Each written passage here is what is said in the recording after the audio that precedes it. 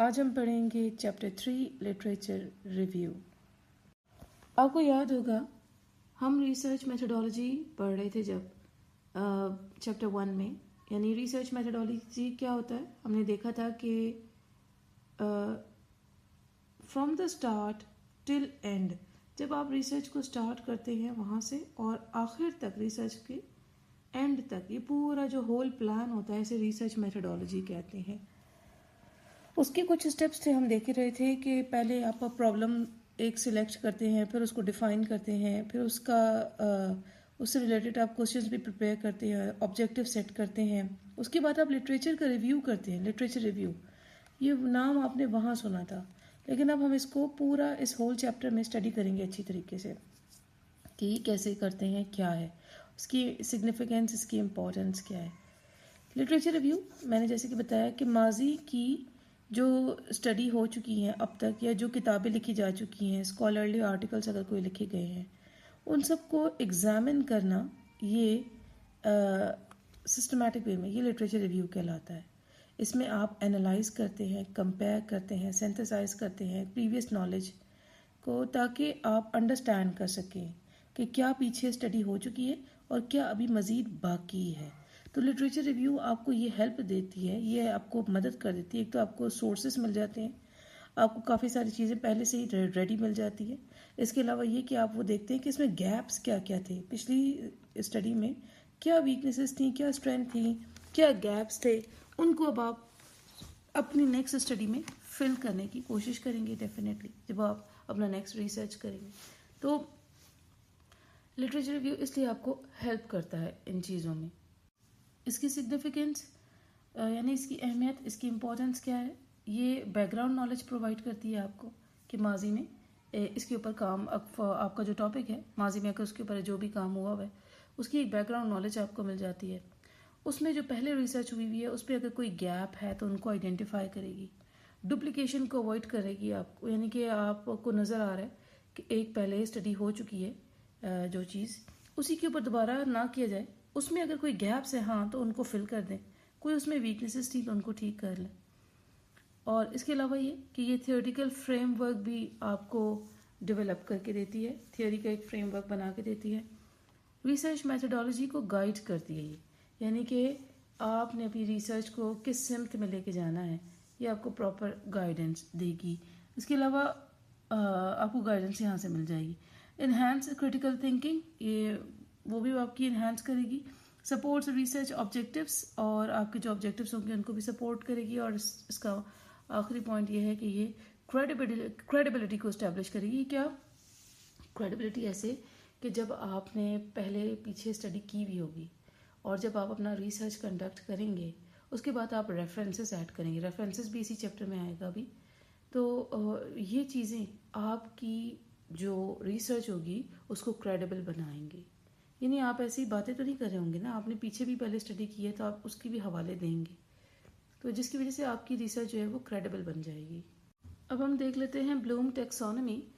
یہ کانسیپٹ دیا تھا بینجامن بلوم، جو ایک سائیکالوجسٹ ہے انہوں نے، اور ان کے مطابق لٹریچر ریویو کو ایسے ہی نہیں کیا جاتا کہ آپ اٹھائیں گے کتابیں پڑھنا شروع ہو جائیں گے یا آرٹیکلس وغیرہ واٹ ایور جو پیچھے موجود ہیں ریسرچ، ان کو ایسے نہیں، وہ کہتے اس کا ایک پروسیس ہے، اور وہ پروسیس 6 فیکٹرز میں ڈیوائڈ ہوا ہے۔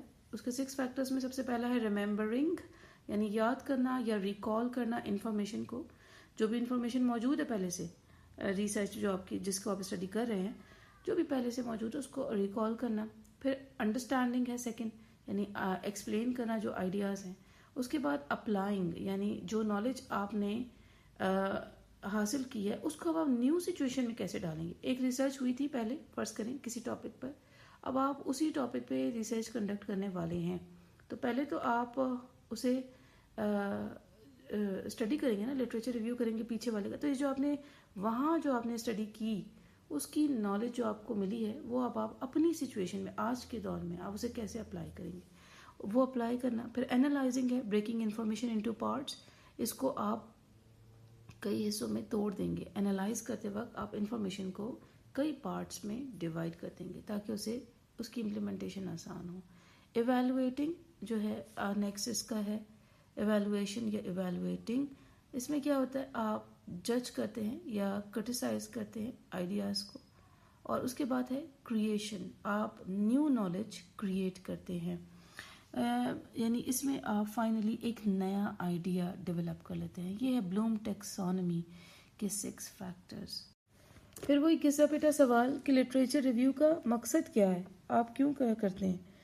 آپ اس لیے کرتے ہیں تاکہ آپ کو ایک فریم ورک مل جائے کہ جسے آپ دیکھ کے اپنا ایک وہ بنا سکیں ریسرچ. ٹھیک ہے، تو اس میں آپ تنقیدی یا تجزیاتی نظر سے بھی پچھلے والے لٹریچر کو دیکھتے ہیں تاکہ آپ کو نظر آئے کہ اس میں کیا خامیاں تھیں، کیا اچھائیاں تھیں، کیا کمی تھی اس میں، جس کو اب آپ نے پورا کرنا ہے اپنی ریسرچ میں. اس کے علاوہ یہ بھی آپ دیکھتے ہیں کہ ماضی میں انہوں نے پرابلمس کیسے سالو کی تھی تو میں نے کیسے کرنی ہے اب. اس کے علاوہ آپ جو پریویس فائنڈنگس تھیں ان کے درمیان تعلقات کو بھی ڈیولپ کرتے ہیں. اس لٹریچر جو پریویس لٹریچر ہے جسے آپ ریویو کر رہے ہیں اس کی بھی کوالٹی کو ایویلویٹ کرتے ہیں، یعنی خود بھی وہ کوئی اوتھینٹک چیز ہے کہ نہیں، بھروسے کے قابل ہے کہ نہیں. پھر اس کی بات ہے جو گیپس ہوں گے اس ریسرچ میں، جو ابھی جس کا آپ لٹریچر ریویو کر رہے ہیں اس کو آپ آئیڈینٹیفائی کریں گے. پھر اس کے علاوہ آپ اسکالرلی ایکوریسی اینڈ نالج کو بھی ڈیمانسٹریٹ کرتے ہیں، یعنی شو کرتے ہیں. تو یہ اس کے کچھ مقاصد ہیں لٹریچر ریویو کے. کچھ اور بھی مقاصد ہیں لٹریچر ریویو کے، وہ ریڈلی نے دیے ہیں. اب ان کے مطابق کیا کیا مقاصد ہیں لٹریچر ریویو کو کرنے کے. ایک تو یہ کہ آپ کو ایک ہسٹوریکل کانٹیکسٹ مل جاتا ہے، جو کرنٹ ریسرچ سچویشن ہے اس کو شو کرنے میں آپ کو، مطلب اس میں آپ کو ہیلپ مل جاتی ہے. اس کے علاوہ تھیوریز اور کانسیپٹ، جو ریلیونٹ تھیوریز اینڈ کانسیپٹ اس کو ایکسپلین کرنے میں مدد ملتی ہے.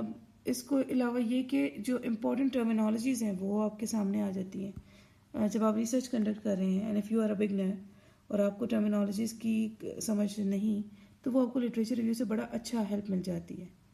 پھر اس کے علاوہ یہ کہ یہ گائیڈ کرتی ہے آپ کی فیوچر ریسرچ کو بھی گائیڈ کرتی ہے کہ آپ نے اپنی ریسرچ کیسے کنڈکٹ کرنی ہے. اس کے علاوہ یہ کہ یہ ایویڈنس پرووائڈ کرتی ہے ایک پریکٹیکل پرابلم کا، یعنی کہ پہلے ماضی میں اس کا سولوشن کوئی اگر نکلا تو کیسے نکالا گیا، اس کے لیے بھی مدد دیتی ہے. یہ اس کے کچھ اور مقاصد ہو گئے. اچھا، اب بڑے مزے کا ٹاپک ہے یہ آرگنائزنگ تھیوریٹیکل ڈیٹا. یہ اس میں جب آپ لٹریچر ریویو کرتے ہیں تو اس کے بعد آپ نے ان کو آرگنائز بھی کرنا ہوتا ہے، مطلب آپ نے ان کو ایک ترتیب میں رکھنا ہے. یہ کیوں کرتے ہیں ہم ایسا، اس کی وجہ آگے آئے گی، اس کی اہمیت آگے پڑھیں گے آپ. لیکن بہرحال یہ ہم نے کرنا ہوتا ہے. آپ جب لٹریچر ریویو کرتے ہیں تو آپ نے ان کو اسپیسیفک آرڈر میں رکھنا ہوتا ہے. وہ آرڈر آپ کی مرضی ہے کس آرڈر میں رکھنا ہے. یہاں 4-5 آرڈرز دیے ہوئے، آپ ان میں سے کسی بھی طریقے سے دیکھ لیں. پہلا ہے ٹاپیکل آرڈر. ٹاپیکل آرڈر کیا ہوتا ہے؟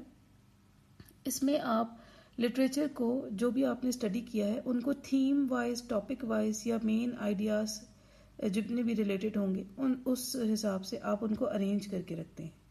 اور پھر آپ ان سے جیسے مثال ہے کہ آپ کے پاس ایک ٹاپک ہے، ایک رائٹنگ سکلز کے اوپر اگر آپ نے کیا کہ ملٹی میڈیا یوز کرنے سے بچوں کی رائٹنگ سکلز امپروو ہو رہی ہیں یا نہیں، تو آپ نے ایک لٹریچر ریویو جو کیا وہ ان بچوں کا کیا جن کی رائٹنگ سکلز کے اوپر ریسرچ ہوئی تھی.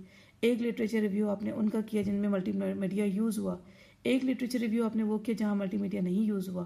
آپ نے جتنے بھی لٹریچر ریویوز کیے ملٹی میڈیا والے ان کو ایک جگہ کر لیا، جتنے کیے آپ نے رائٹنگ سکلز والے ان کو ایک طرف کر لیا، جتنے کیے آپ نے وداؤٹ ملٹی میڈیا والے ان کو ایک طرف کر لیا. اسے کہتے ہیں ٹاپیکل آرڈر میں آپ نے ان کو ارینج کر کے رکھنا. اس کے علاوہ کرونالوجیکل آرڈر یہ ہوتا ہے کہ جو چیز پہلے شائع ہوئی تھی، پبلش ہوئی تھی، آپ نے اس ترتیب میں اس کو ارینج کر کے رکھا.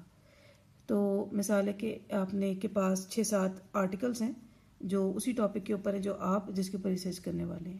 تو آپ نے کیا کرنا ہے کہ جو سب سے پہلے چھپا تھا آپ نے اس کو رکھا، پھر اس کے بعد جو پبلش ہوا تھا اس کو رکھا، پھر اس کے بعد جو پبلش ہوا اس کو ارینج کیا. تو یہ آپ کا ایک کرونالوجیکل آرڈر ہوتا ہے جس میں آپ نے اپنے ڈیٹا کو ارینج کر دیا. اس کے بعد ہے پرابلم کاز سولوشن آرڈر. اس کا مطلب یہ ہوتا ہے کہ آپ چیزوں کو، اپنی جو لٹریچر ہے اس کو آپ اس آرڈر میں رکھیں کہ پہلے وہ اپنے آرٹیکلز رکھے یا وہ بکس یا وہ جو بھی چیزیں آپ کے پاس ہیں آپ نے پہلے ان کو رکھا جس میں پرابلمس کو ڈسکس کیا گیا ہے، پھر ان کو رکھا جس میں کازز بھی ڈسکس کیے گئے ہیں ان پرابلمس کی، پھر آپ نے اس میں ان کو رکھا جس میں سولوشن بھی دیے گئے ہیں ساتھ میں. تو آپ نے جب اس آرڈر میں رکھا تو یہ پرابلم کاز سولوشن آرڈر کہلائے گا. اس کے علاوہ چوتھا ہے جنرل ٹو اسپیسیفک آرڈر، یہ فنل اپروچ بھی کہلاتا ہے. وہ نہیں تھا تیل ڈالنے کے لیے جو فنل استعمال کرتے ہیں اکثر کسی کنٹینر میں، آپ نیٹ پہ سرچ کیجیے گا فنل کیا ہوتی ہے، آپ کو سمجھ آ جائے گی. یہ کون ہوتی ہے جو اکثر استعمال کرتے ہیں نا، تیل اگر کسی کین میں ڈالنا ہے تو فنل پہلے رکھتے ہیں پھر وہ تیل ڈالتے ہیں. تو اس میں کیا ہے، یہ کیوں اسے ریلیٹ کیا انہوں نے؟ اس میں یہ ہے کہ آپ پہلے جو جنرلی ڈسکشن ہوئی تھی، براڈ وے میں ڈسکس کیا گیا تھا چیزوں کو، پہلے آپ ان کو رکھتے ہیں، پھر اس کے بعد جو اسپیسیفک ہوں گی ان کو آپ رکھیں گے.